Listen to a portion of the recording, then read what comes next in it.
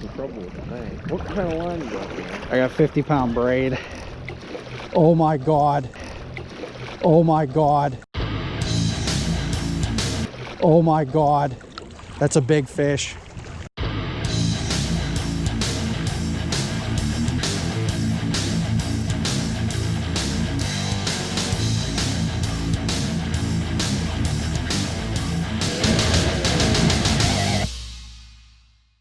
What's up, Yens guys? Welcome back to Fishing PA with Ryan Reed. Man, it feels like a while since I've done a video, and that's because it has been a while. You guys know that I've been out there chasing muskies this past winter and deep into the spring here into 2020. Now, I've gotten a lot of questions about some of the posts I've made. A lot of people are asking me, are you muskie only at this point? I just want to make sure I tell everybody this. No, I'm not 100% muskies. I'm chasing muskies because I love muskies. There's going to be some times during this year when we get into summer here, when the water temps get up there, I'm going to start doing some bass fishing. I've got a couple of trips planned and maybe do some panfish, stuff like that, so you guys can see that footage as well. But I got to tell you, my passion right now has to do with those big, beautiful muskies. Man, these fish are just so much fun to chase. I've been really enjoying the grind, working extremely hard to catch these fish. And I haven't netted that many fish this year, but in all honesty, guys, this is the best muskie season I've ever had. So we're going to talk about that a little bit. So what I wanted to do in this episode, I've gotten a few more questions like, hey, when you post the video, why don't you give us some information, some helpful tips? And I'll be honest with you, the last couple of muskie videos I did, I really didn't do that. But I've been able to get out there and fish with a couple different people this spring, and we've put together some fairly interesting footage. So I guess really what I want to do in this video is just talk about what I've learned chasing muskies in 2020. And this is going to go back to tail end of December in 2019. In addition to that, I want to show you guys some of the clips that I have, just talk about some of the guys that I've fished with recently, and hopefully, even though this is going to be a fairly long video, hopefully it's useful for you guys, and it really just shows you how awesome these fish really are. So, before we get into this conversation, I do want to mention one thing from a personal standpoint. So we got the May and June edition of Musky magazine through Muskies Inc. Now, I got this issue. I was kind of reading through it, and something struck me. So I happened to stumble across that picture right there. Yours truly made Muskies Inc. May and June edition of Musky magazine. So there's that. That's pretty cool. Dan actually sent me a text message and was like, hey, did you see this? And I'm like, no. And he didn't really, I guess he more or less said, congratulations, can I have your autograph? And when I saw it, it was kind of one of those things that was pretty neat. I was pretty excited about it, that they put my first fish of the year in the magazine. So if you guys are members of Muskies Inc., go out and check this magazine out. You guys can get the subscription through a membership, and you can actually go out online and download all of the previous versions as well. And again, with Muskies Inc., you get the access to the lunge log, and you get access to a network full of awesome muskie fishermen across the entire country. So huge help. Muskies Inc. has been a huge help to me this year and has really helped me net more fish. All right, so let's talk about what I've learned in 2020 chasing muskies. I've gotten a lot of really good advice, and I've been very fortunate to have good people around me through networking and really just good fishermen reach out to me and try to help me learn. And my goal is to share some of that with you guys to also help you be successful. And a lot of this information we're going to cover actually goes across species. So if you're a bass fisherman, you can watch this, and some of these tips will actually help you catch more bass. We're going to focus on muskies again because I've been muskie crazy over the past 6 months. Now, the first bullet point I have, there is a fisherman that lives a little bit north of me. He's a phenomenal kayak fisherman. He catches a lot of big muskies throughout the year. And really his first bit of advice for me was this. If you want to catch muskies, you need to fish for muskies. You need to focus on muskie fishing. You need to spend the time, the energy, and the effort to get out there and catch one of these beautiful fish. And you know, that struck me last December because I had been going out here and there, you know, a couple times, maybe once, twice a month, doing the thing and really just trying to get one of these fish in the net for the longest time. And for the first couple of years, I never even caught a fish. So it kind of resonated with me. As simple as that sounds, if you guys want to catch muskies, you have to focus and you have to fish for muskies, bottom line. You cannot expect to go out there and catch a muskie, you know, 1 or 2 trips a year, or, you know, while you're out bass fishing or while you're out pan fishing. Not saying it doesn't happen, but you really have to put the focus and the emphasis on these fish, and you have to understand them, and you've got to focus your time and energy to catch them, bottom line. So that's the reason, guys, I've been doing this musky thing since late December, because I really, really want to catch double-digit muskies this year. I'm so close. I'm so close. I'm 2 fish away from that 10 mark. It's been absolutely crazy, and I've loved every minute of chasing these fish. Bullet point number 2, what I've learned in 2020 about muskies. Man, you really have to understand the fish. You have to understand where the fish lives. You know, where they go certain times of the year. You know, that pre-spawn, that post-spawn, the summer pattern, the fall pattern. You've got to understand what they're doing in winter months. You know, December, January, February. You've got to understand the fish. You've got to understand what they eat, how they like to hunt, where they live, and, you know, really where they spawn. If you live in PA, it's an open season. If you guys understand where these fish go to mock spawn, since we don't have a lot of natural reproduction here in PA, you can put yourself in a fairly good position to catch one of these beautiful fish. And, you know, that's one of the things I've been missing. I've spent a lot of time fishing from shore this year. And, you know, again, I've only caught 8 fish, but got my personal best this year, which you guys haven't really seen footage of yet. We might take a look at that in this video. But understanding that pre-spawn bite, where those fish move to, where they stack up to, why they're there, how long they're there, these are all things that can contribute to you guys catching a muskie, bottom line. So first, spend the time for them. Secondly, understand the fish to the best of your ability so that you can put yourself in a high percentage situation to put one of these beautiful fish in the net. I do just want to take a minute to drink my cherry bourbon concoction. You know, the last time I drank bourbon on camera, I had a video that had like 87,000 views. So don't know that that will happen here, but a little bourbon on a Friday night, a little cherry in there, can't go wrong. All right, guys, the third point that I want to talk about. I might get some criticism for this one. However, this is my viewpoint. It's not right. It's not wrong. Just my opinion. The third point that I'm going to say is downsize your baits. My goodness. Going into some of these smaller creeks, in some of these river systems, and even in some of the lakes, downsizing your bait based off the time of the year can produce fish. I've caught muskies this year on bass gear. Hands down, bass gear. Now in winter months, I've actually been throwing jerk baits. I've spent a ton of time throwing jerk baits. And what I found was the muskies were more receptive. I got more follows. I got bit a lot more times than I normally would if I threw a smaller bait. Now here's an example of a smaller bait. Okay, put this in perspective. This is a very, very good musky lure. This is a 8-inch Raptor by Fat AZ. Okay, do you guys see how big this bait is? Put this into perspective. Downsizing my bait to a 4.5-inch jerk bait from Cabela's. Okay, you got the rattle These things, short bill on them, but the nice thing is they'll sink and they'll go down into the water column.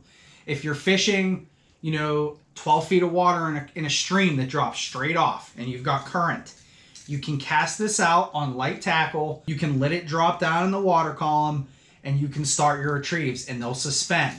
And again, with that rattle, the fish were really receptive to this bait in particular. And I've got a number of colors. This is kind of a perch pattern. Again, matching the hatch, understanding what the fish are eating. In this particular body of water, really silver, brownish, perchy type baits. This is what I decided to throw, and I got bit multiple times on this. And I've actually seen more fish throwing bass style jerk baits this year than I've ever have. And when I say seen more fish, I mean, I'm talking well over 30 follows. I'm talking well over 20 fish that I've hooked and lost this year already. And we're going to talk about that a little bit later. But the point is the fish were receptive to these smaller baits. In addition to these smaller jerk baits, downsizing to a rattle bait. I'm not going to be able to break this one loose, but maybe you guys can see this if I hold it up. Oh man, I got a mess in there. So, we're talking little rattle baits, little silver blueback rattle baits. These are 1 ounce, 3/4 ounce, ½ ounce rattle baits. I'm talking downsize your baits. You can work these all through the water column in those winter and into spring months. So again, guys, know the fish, understand what they want to eat, what time of the year it is. Some of these fish don't want to chase big baits when the water's cold. Water temps. Some of these fish don't want to look at bigger baits when they're in the process of spawning. But you might be able to get them to go on these smaller bass type jerk baits, rattle baits, crank baits. Just take a look at it. I found it this year that it's worked for me. All right, guys, so I want to share a clip with you. We talked a little bit about time on the water, understanding the fish, downsizing your baits. So what I want to do really quick is just show you a snip, which is actually my 5th fish of the season.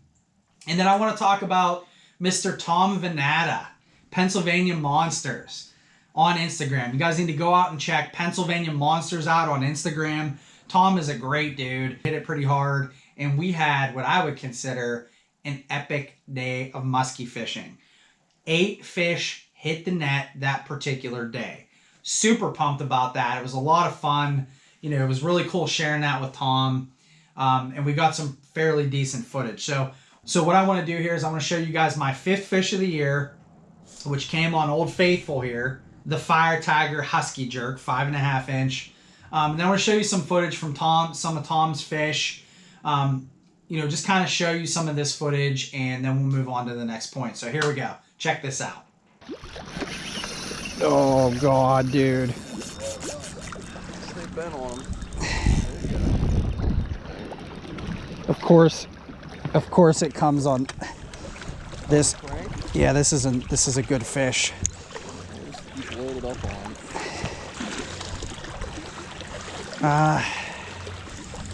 I can't really. He's staying down, but. You're good. Stay loaded on. What's wrong, man?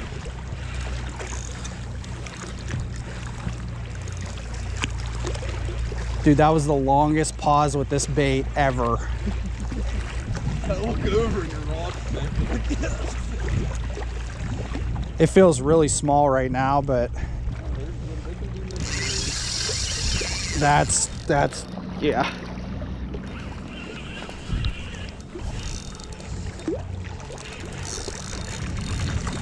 Tighten this up here.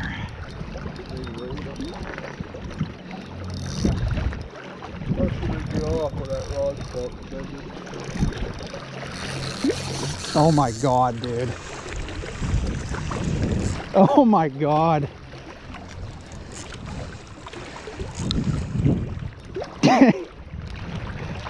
Yeah,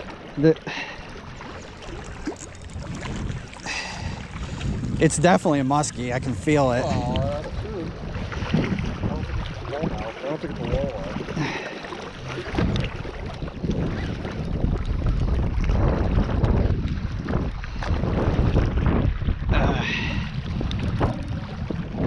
Dude, this fish is all over the place. Get in here. He's gonna give you some trouble with the bank. What kind of line you got there? I got 50-pound braid. Oh my God. That's a big fish. All right. That's over 40. This might be personal best, dude, if I can get this in. Stay loaded up.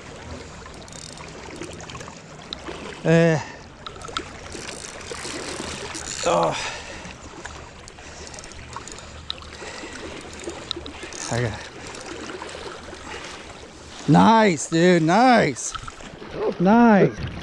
If I can. That's a 40, maybe. Maybe. Big thicket. I have a measure. You want me to measure? Are you good? Don't worry about She's it. going. She's ready to go. She's going. Go, baby, go. Nice job, Tom. Cool. Oh. Wow, dude. That's a big one, buddy. That's a big fish. That is a big fish. See how that rod, I can keep that Yeah. rod in? Yeah. Dude, I do not want to mess this up.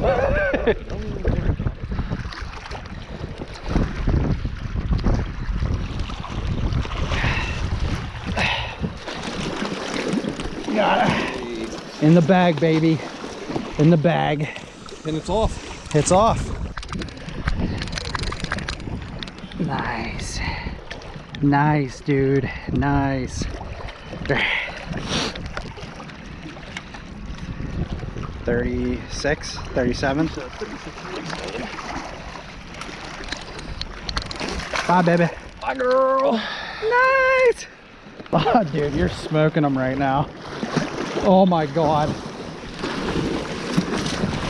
Nice. Ah. Let's go. Dude, you're smoking them right now. Here, I got him. Nice. You gonna take your rod? I got it. Watch, watch, watch. Oh. That's a nicer one, man. That's a good fish. Nice fish, dude. Nice. Number 3 for Tom. Smoking the super shads today. Yeah, I gotta get it. Shaking too bad to hold the camera.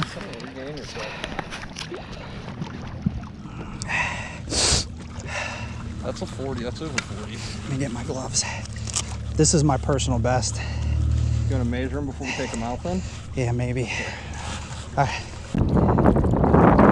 Super shad fish right there, baby. It's a nice fish. Fish number 2 for yours truly. Look at that. Look at that fish. Oh my God, dude, I'm so jacked up right now.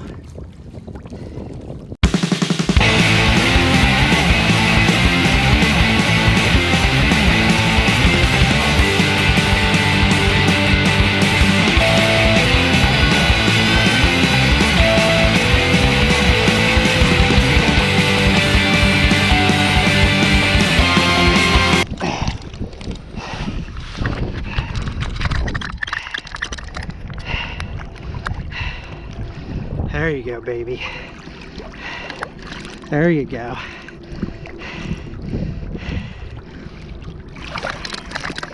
Go. That's number 6. Look at that little guy. Ah. Well, I heard you make your there he goes. I heard you make your grunt sound, and I turned around, the rod was bent. I was already halfway up the hill. Now my 4th point from what I've learned this year, and this has been pretty crazy to me. I have paid more attention to moon phases this year than any other year. I'm talking minor moon phase, and I'm talking major moon phase. Go out online, check the solar lunar calendar, and find your moon phases.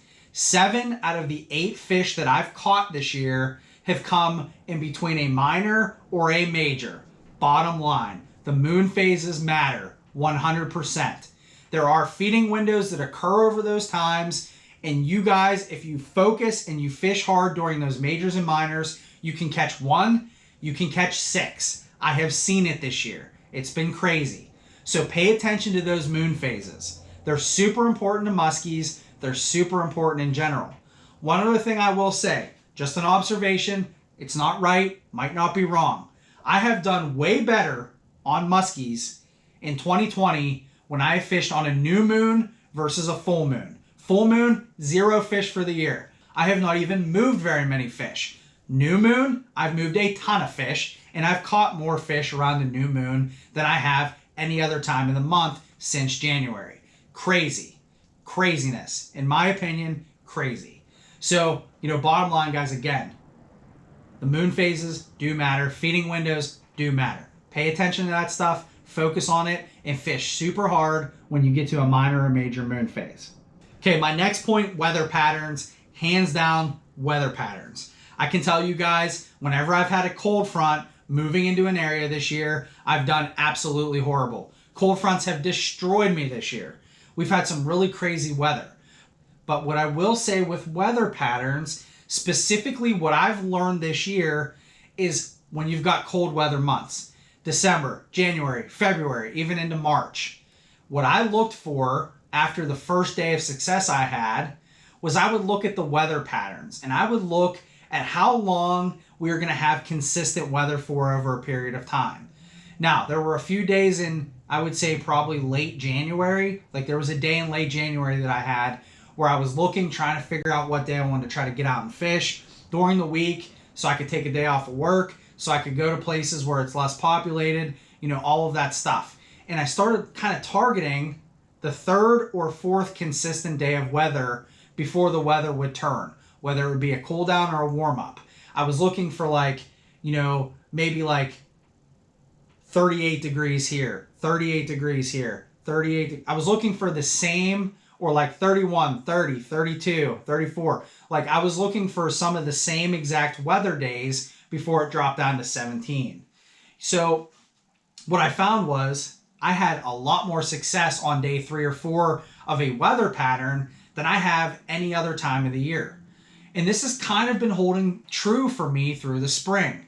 I've been targeting days around that new moon, but I've also been targeting days that are the 3rd and 4th day of consistent weather. I don't know what it is, but it seems like the fish settle in when that weather normalizes for a period of time, and it gives you an opportunity to catch a muskie. So take a look at that stuff. Make sure you're paying attention to weather. Now, I will say this. I had a 2-fish day when it was 17 degrees outside.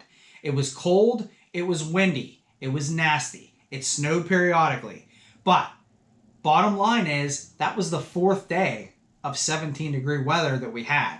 And guess what? That pattern, I feel like it normalized. The water temp stayed the same consistently for a couple of days. And I actually hooked and lost 5 fish that day and netted 2. So I came in contact with 7 plus 3 follows. So 10 fish that I've seen in one day based off of a weather pattern that was consistent. I mean, to me, I'm putting that in my back pocket. I'm writing that down in my musky log. All right, guys, so weather patterns, we talked about a lot of stuff so far. But I had a scenario this year where we ran into a pretty severe cold front. I was fishing with Mr. Cody Fye. Cody's, again, an excellent fisherman. A lot of fun to hang out with Cody and do some musky fishing. And this cold front hit. But we had a bit of a window because we hit a major. And as I mentioned before, when you hit a minor or a major, anything can happen. So I just want to show you guys a few clips from that particular trip. Hopefully you guys enjoy it, so check this out. Oh, dude. Dude. Right on the pause. Oh, stay down. Stay down. Stay down. I'm trying to keep it down because it's horsing the crap out of me right now. It's always this rod. And this rod's like the worst rod for me to catch a fish on right now. Oh, there he goes again.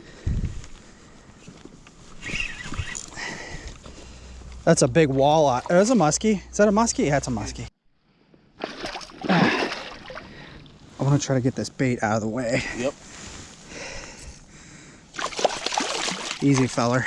Oh, you know what? It's all right. I got it. I got it on my camera. I'd rather get this guy back. Partner. Ah, come on. Terrible release.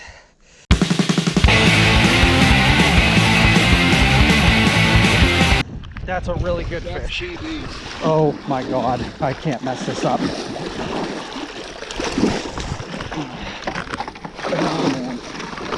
Hold on, dude. I gotta bring it around. I don't want to get the bait stuck.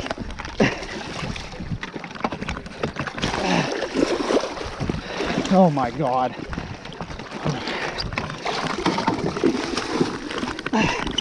Oh yeah! Yeah, Cody! Yeah! Hell yeah. That's definitely going to be a personal best. That is a monster fish, dude.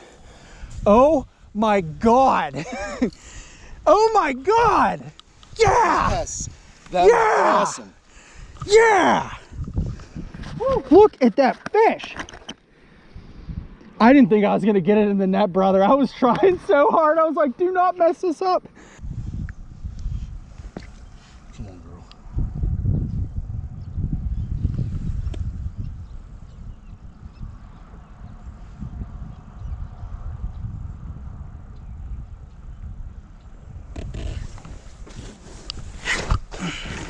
I just ripped my waders.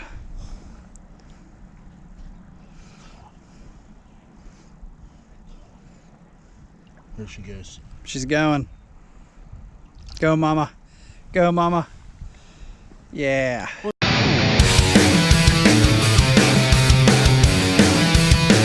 right, guys, another thing that I've learned this year, and I'm going to probably catch some heat for this. I will say this, though. This has been working out for me. I'm not saying for everybody to run out and do this.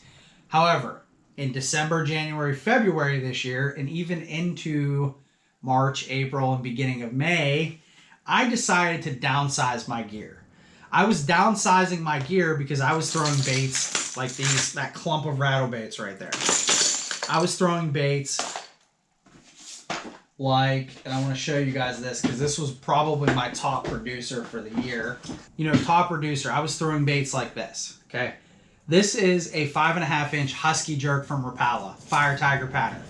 I've caught probably 4 fish on this year, and I've hooked and lost a few other ones, including an absolute giant. So, you know, the thing is, guys, this is a St. Croix Musky Mojo rod and reel combination, and this is a Dow Alexa, okay? So here's the deal. You know, this rod right here, this is a 7.6 heavy power, fast action rod. Do you have any idea how hard it is to throw a bait like this on this setup? It's freaking impossible.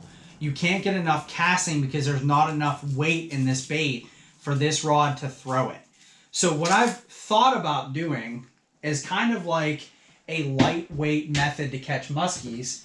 I decided to go, back when Gander was closing in December, and buy something that's a little bit more bass driven. But I wanted something a little different because typically I fish for walleyes. You know, Dan and I will go out.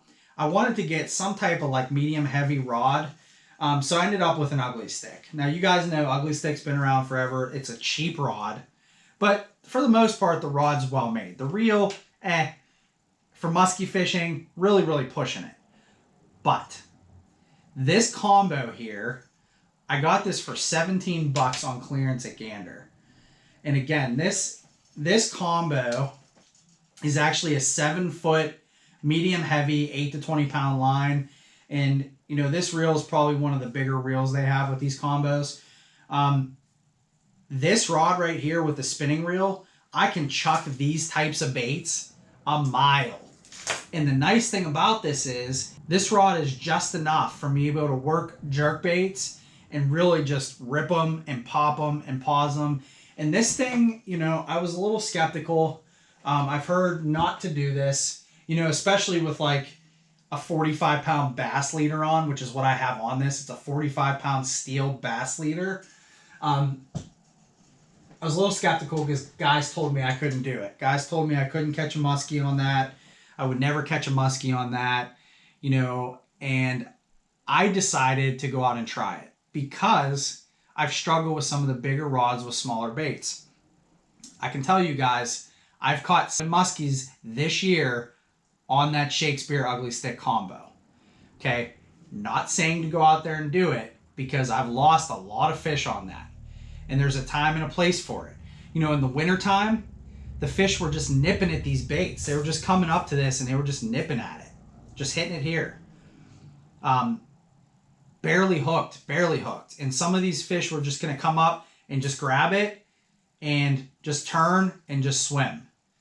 And what I was seeing was with that rod, the fish would grab the bait, they would turn, and the hook would just zip itself right into the bottom lip. Barely hooked. However, I almost took the approach like with that, when I've gone to set the hook hard on a fish, I would rip the bait right out of its mouth. So what I decided to do was go with that lighter setup and just let the fish eat it. And I can tell you, I caught, since the end of December, 6 muskies that way. So is it the best? No, it's not the best. But sometimes downsizing your gear in cold weather months, throwing bass tackle on ugly sticks, sometimes it works out. So I've caught 6 fish on this configuration. But that's my tip for you guys. Try downsizing your gear along with downsizing your baits. Now, the other part of this is upsizing your gear. What I've noticed is that small bait bite is kind of over. You know, we're basically mid-June at this point.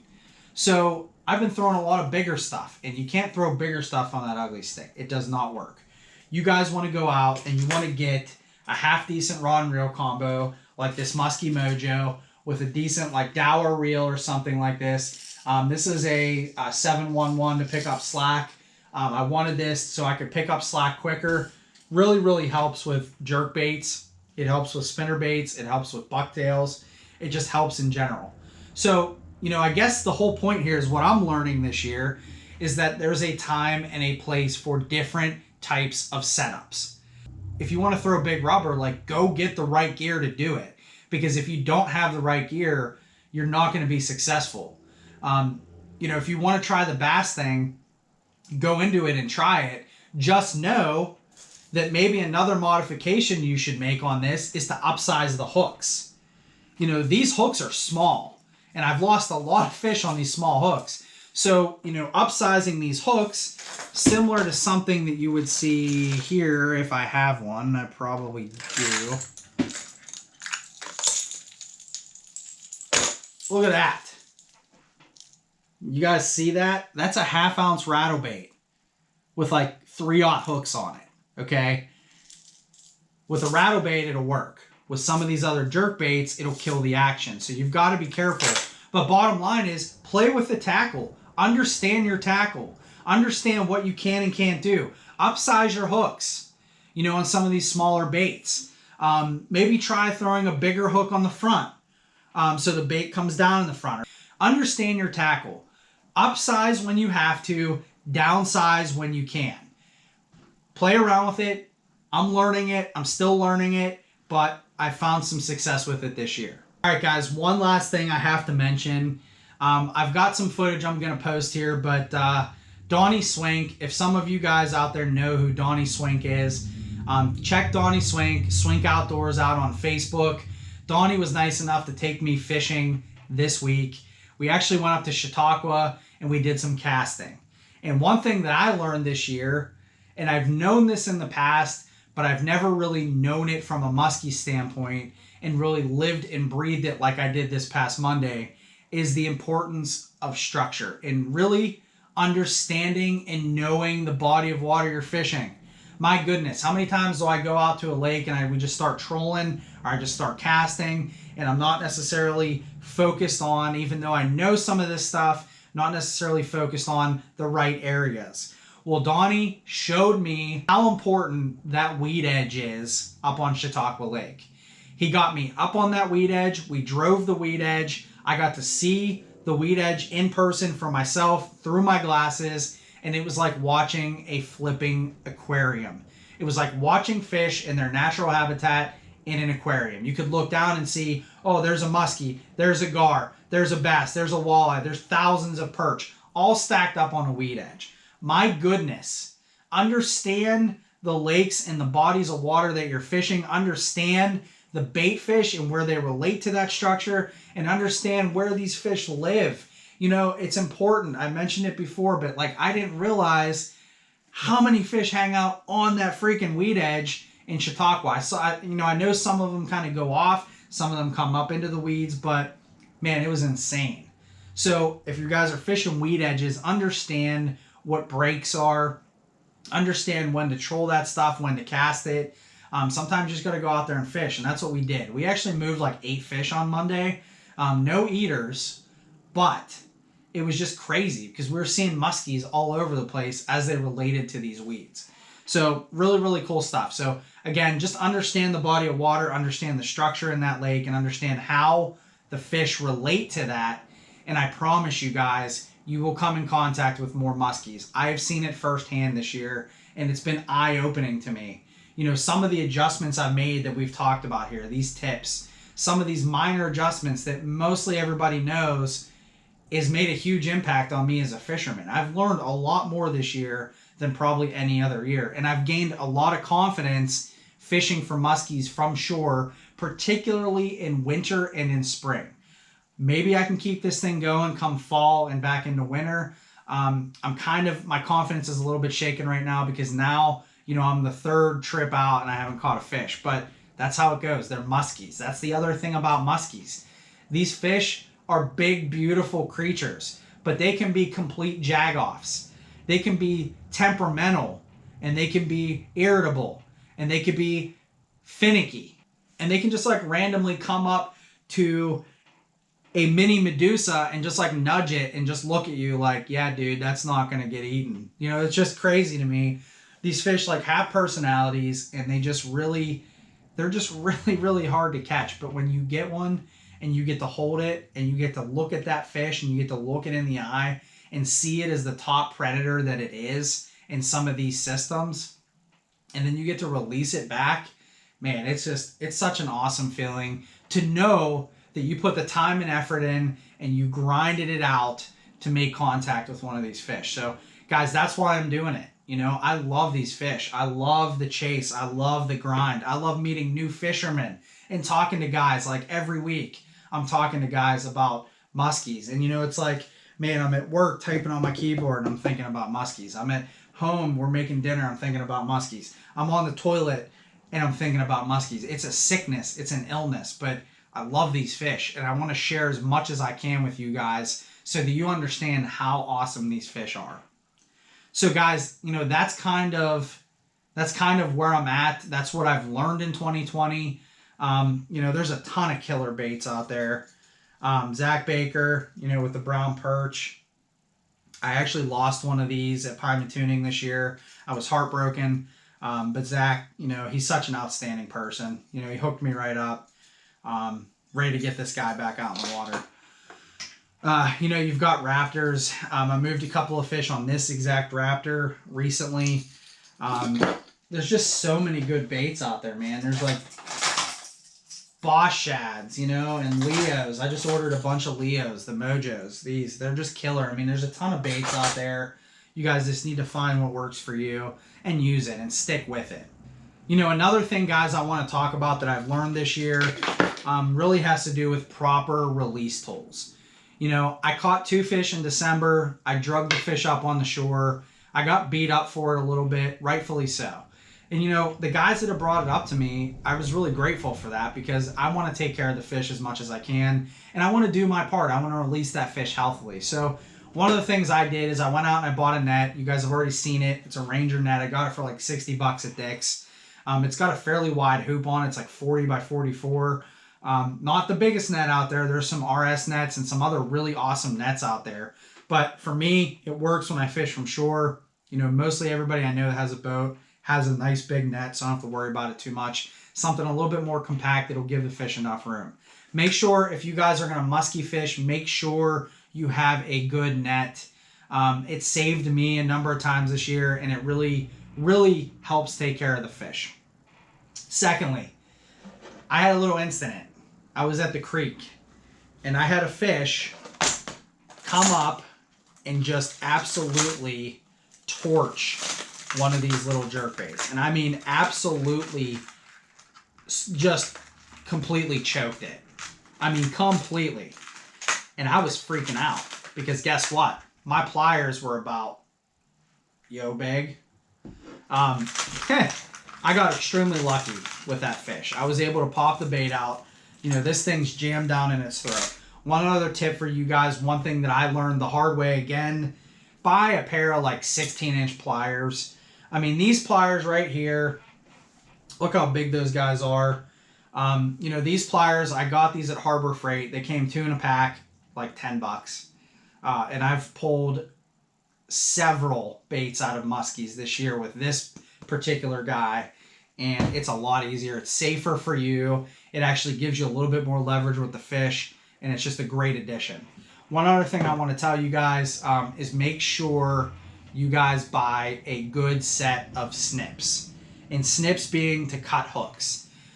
Here's the deal. I had those little Rapala snippers probably like a year ago, maybe a little bit less than that.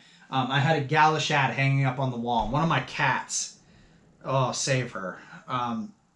One of my cats got into the bait and actually took a hook in the hand and in the paw and in the arm. And I noticed that I tried to snip them and pull them out, and the little Rapala snips just were not getting through that bait. We had to take her to the vet. They'd use bolt cutters. Got me thinking, though. Terrible experience got me thinking, holy crap, I'm not going to be able to cut these with these cutters. So I went over to Harbor Freight again, $7. I got these bolt cutters here. They're small enough for my backpack. They're 12 inches. And boy, they get through some of those 3, 4, 5, 6 odd hooks fairly easily. And we had a scenario this year where Mr. Cody Fye and I were out, and we ran into a couple of fish, his personal best fish. And man, I'll tell you what, I was really thankful we had these because that fish was pinned. All 3 trebles up through the bottom of the mouth. We had to use these guys because his cutters weren't doing it. You know, again, guys, make sure you have a good set of cutters if you're going to do this. Net, good pliers, good cutters. You know, make sure, you might even want to look at maybe like a lip grip or a boga. But if it's a boga, make sure it's got that 360 swivel at the top of it so that when the fish turns and spins and barrel rolls, that'll spin with it so you don't crack their jaw. You know, it's about maintaining this fish, and it's about safely releasing this fish after we catch it. And guys, one more thing that you should definitely have from a tool standpoint if you're going to fish for muskies is a good hook sharpener. Sharp hooks, you got to keep the hook sharp. I've lost way too many fish, not only this year, but in years past, because I'm an idiot and I refuse to sharpen my hooks. Sharpen your hooks. Go out there. Leo Lures, Todd Leopardi makes these awesome hook sharpeners. They're double-sided. You can take your hook and you can flip this guy and you can actually just run it right down the center of this sharpener just like that. And guess what? It touches your hooks up perfectly, gives you a really nice sharp edge, and you will catch more muskies with sharp hooks. So again, these are the tools. Check these out. I learned a lot about this year because I'm always learning the hard way.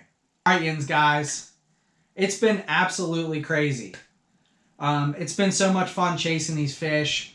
You know, I've got out with Dan a couple of times. I love these fish again. I can't overstate that to you guys. I know some of you are tired of seeing musky stuff. I promise you guys, I'm going to stay on the lake breakdown stuff. I'm going to do other stuff this year.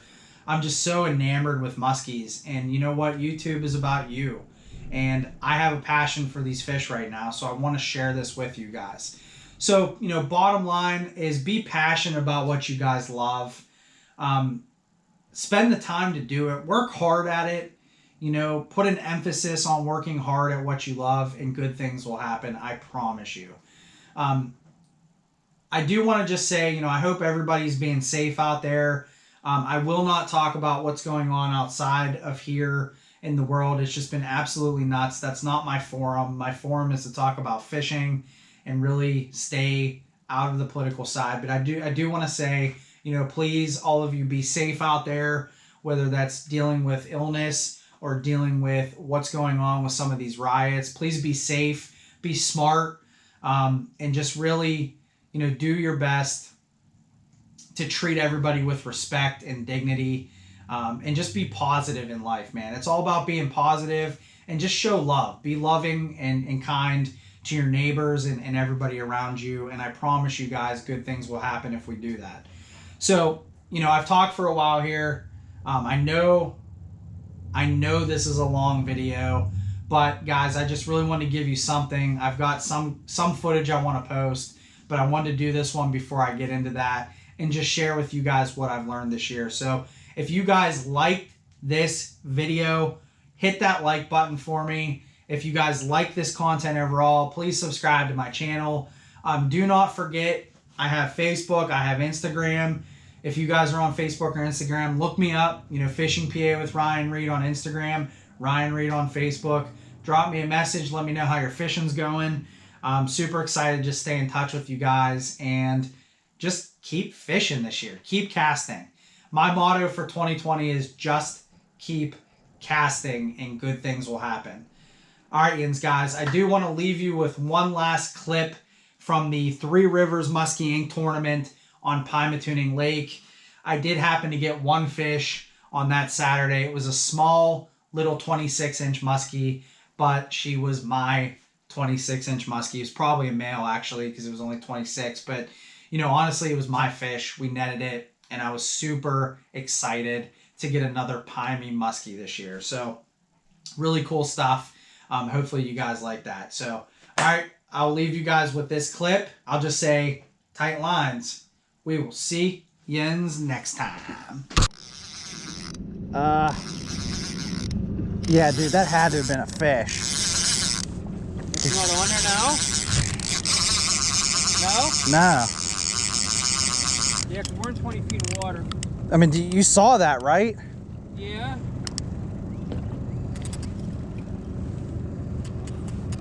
I mean, it started to bounce. I mean, I watched it. I grabbed, like, I thought it was a snag at first. And then that's a fish, dude. It's on.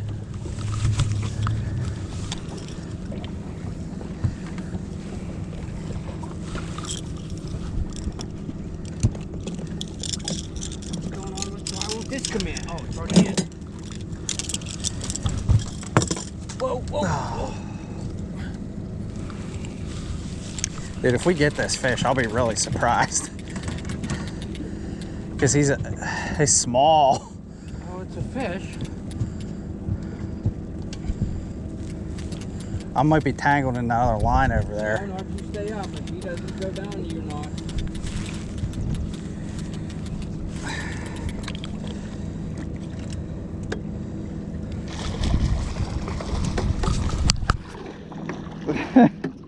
He's off too. And he's so small, he's gonna swim through the net. No, he's going to get caught in the net, though.